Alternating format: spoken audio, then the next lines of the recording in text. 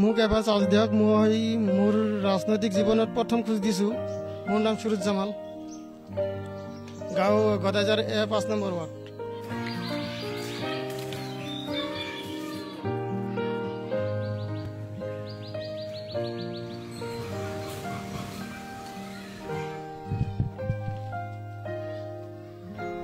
মোৰ বংশগত পৰিচয় ইমান এটা ডাঙৰ নহয়। মই ভাবিছোঁ মই যিখিনি চৰকাৰী অনুদান বা সা সুবিধা আহিব চববিলাক মই নিৰ্বাচিত হ'লে চববিলাকে ৰাইজেই পাব। বহুত মানুহৰ অৰুণোদয় কম আছে, আপোনাৰ চৰকাৰী ঘৰ কম আছে, চাউলৰ কাৰ্ড, জব কাৰ্ড এইবিলাকৰ বহুত কমতি আছে, সমস্যা আছে। মই ভাবিছোঁ এইখিনি সমস্যা সমাধান কৰিম বুলি ভাবিছোঁ। সেই উদ্দেশ্যে আগত ৰাখি মই ওলাই আহিছোঁ। মই আগৰ পৰাই দেখি আছোঁ যিবিলাক প্ৰতিনিধি আমাৰ গাঁৱৰ পৰা উত্তীৰ্ণ হৈ যায়, সেই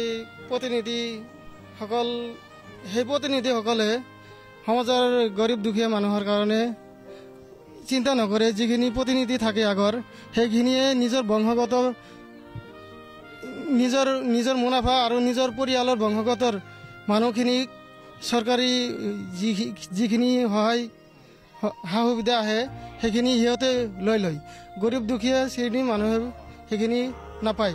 মই সেইকাৰণে আশা ৰাখিছোঁ যে মোৰ বংশগত পৰিচয় ইমান এটা ডাঙৰ নহয়। মই ভাবিছোঁ মই যিখিনি চৰকাৰী অনুদান বা সা সুবিধা আহিব চববিলাক মই নিৰ্বাচিত হ'লে চববিলাকে ৰাইজেই পাব। মোক এবাৰ চান্স দিয়ক। মই মোৰ ৰাজনৈতিক জীৱনত প্ৰথম খোজ দিছোঁ। এইবাৰ নিশ্চয় আশা কৰিম যাতে ৰাইজে মোক সহায় সহযোগিতা আগবঢ়াব।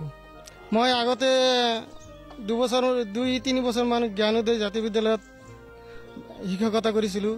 তাৰপিছত নলগাঁও ইণ্ডাষ্ট্ৰীত কাম বন কৰি মই পঢ়া শুনা সমাপ্ত কৰিছোঁ, BCom পাছ কৰিছোঁ।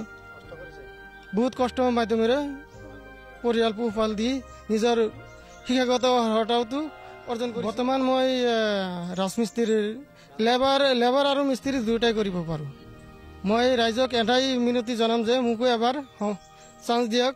মই আপোনালোকৰ লগত থাকিম, আগৰ পৰাই আছোঁ, এতিয়াও ভৱিষ্যতেও থাকিম।